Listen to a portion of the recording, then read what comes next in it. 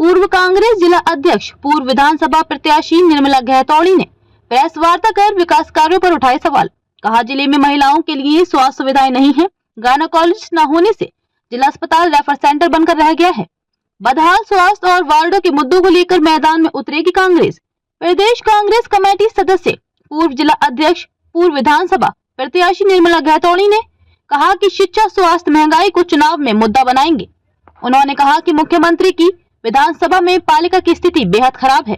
उन्होंने प्रेस वार्ता कर कहा कि धरातल पर कोई काम नहीं दिख रहा है। कांग्रेस वार्डों के अलग अलग मुद्दे लेकर चुनावी मैदान में भाजपा को पटखनी देने उतरेगी। उन्होंने कहा कि सीएम की विधानसभा वाली चंपावत नगर पालिका में विकास कार्य धरातल पर नजर नहीं आ रहा है।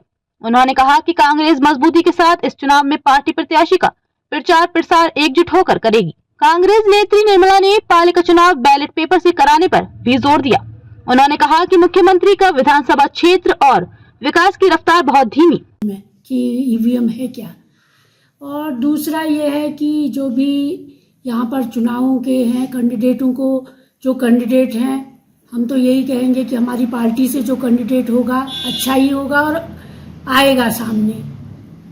और जो विकास की बात है, चंपावत, सबसे पहले हमने चंपावत के विकास की ही बात सोचनी पड़ेगी। पंचायतों में भी जो विकास कार्य हुए हैं, वर्तमान में क्या हुए, जो हो चुके हैं, जो जिनका कार्यकाल पूरा हो गया उन्होंने क्या किया, इसकी भी समीक्षा तो होनी चाहिए इन इलेक्शनों में। और जनता के बीच जाके वो भी हम करेंगे, क्या काम हुआ है, आगे को क्या हम लोगों के अपने किस तरह के मुद्दे हैं, क्या हम लोग करेंगे और किस कैंडिडेट को जिताने के बाद जनता को फायदा है, इसका भी हम जनता को, ये पूरा हम लोगों की जिम्मेदारी है कि हम ऐसा कैंडिडेट जनता के बीच में लाएं जो जनता के कार्यों को करें।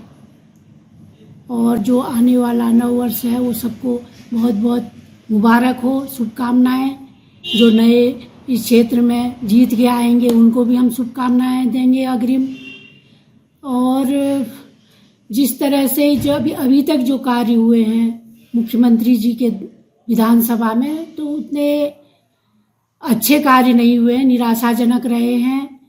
चाहे वो सड़कों का मामला हो, स्वास्थ्य का मामला हो, पेयजल का मामला हो, जितना होना चाहिए लोगों को आशा थी कि मुख्यमंत्री का क्षेत्र है तो बहुत अच्छे काम होंगे, लेकिन वैसी कुछ आशा पूरी होती दिख नहीं रही है।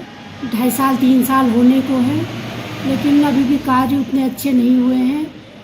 और हमारे बेरोजगारों की बात है, देखो सबसे पहले समस्या जो है महंगाई की है। यहाँ पर बहुत महंगाई है।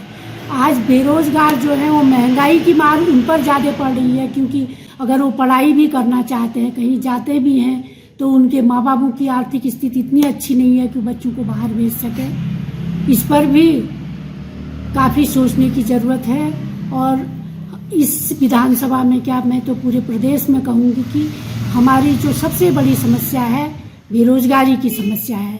उसके बाद जो महंगाई है, क्योंकि महंगाई इतनी बढ़ गई है कि लोग जब जाते हैं लग रहा है कि हम क्या खरीद रहे हैं और कितना सामान है, कि हमारे पास कितना है पैसा, वो भी पता नहीं चल रहा है, इतनी महंगाई है। तेल, ये तो बहुत गंभीर समस्या है। जो ये है गायनी वाली जो महिला है डॉक्टर, वो बहुत सालों से नहीं है, और इसमें है भी, कभी आ भी गई तो वो रेफर करने की यहाँ एक परंपरा सी बन गई है, जिससे मैंने देखा कई लड़कियां जो हमारे गांव में हैं, 20-20, 22-22 साल की लड़कियों की जो प्रसव होता है, छोटी ही बच्चियां हैं, उनको भी सर्जरी कर दी जाती है। ये बहुत बड़ी समस्या है। जो हमारी ये स्वास्थ्य की यहाँ पर समस्या है, बहुत बड़ी समस्या है, और इसको ज़्यादा सुधार करने की ज़रूरत है, क्योंकि जो बहुत लंबा क्षेत्र ग्रामीण है, यहाँ पे केवल एकमात्र जिला मुख्यालय में ही ऐसा अस्पताल है जिसमें, उसमें भी अगर महिला डॉक्टर नहीं है तो ये बहुत बड़ी समस्या है। इसका निदान होना चाहिए, ये बहुत बड़ी समस्या है। बड़ा मुद्दा हमारा यही होगा, स्वास्थ्य, शिक्षा और महंगाई। और जो हमारे लोकल के इशू हैं, जो हमारे जैसे नगर पालिका में क्या हुआ, कैसा हुआ और किस तरह के कार्य कर रहे हैं, कौन सी सफाई व्यवस्था कितनी हुई है, टैक्स पड़ रहे हैं लेकिन उसकी क्या व्यवस्था सफाई की हो पा रही है। हाउस टैक्स है, मनमाना हाउस टैक्स जा रहे हैं, लेकिन मैं देखती हूँ कि कहीं पर सफाई की कोई व्यवस्था नहीं है। तो उसको भी हम बहुत बड़ी समस्या उठाएंगे उसको। और जो हमारी महिला डॉक्टर है, महिला चिकित्सक जरूर होनी चाहिए, इसकी भी हम उठाएंगे। जो शिक्षा की बात है, जैसे बालिकाओं के विद्यालय में कई टीचरें नहीं हैं, शायद साइंस की तो टीचर बहुत कम ही रहती हैं, तो उस पर भी हम बात करेंगे। इस जो जैसे आप हमारी सीट यहाँ पर महिलाओं की है, महिला के लिए रिजर्व है, तो उसमें हमारे जो महिलाओं को प्रभावित करते हैं उन वाले मुद्दों को हम अधिक उठाएंगे। जैसे महंगाई है, उसकी मार सबसे ज़्यादा महंगाई महिलाओं पर पड़ती है। बेरोजगारी की भी महिलाओं पर पड़ती है, क्योंकि बच्चे अगर बेरोजगार हैं तो माँ को सबसे अधिक पीड़ा होती है। तो इसको भी हम जो है उठाएंगे। और जो हमारा आगे का जो हमारा यहाँ पर महिलाओं की कोई ऐसी व्यवस्था हो जिसमें जैसे पढ़ी लिखी लड़कियां हैं, जो ग्रामीणों का कुछ स्वरोजगार के कुछ इस तरह से ट्रेनिंग सेंटर, तो ये भी होने चाहिए। इस तरह की बातें भी हम उठाएंगे।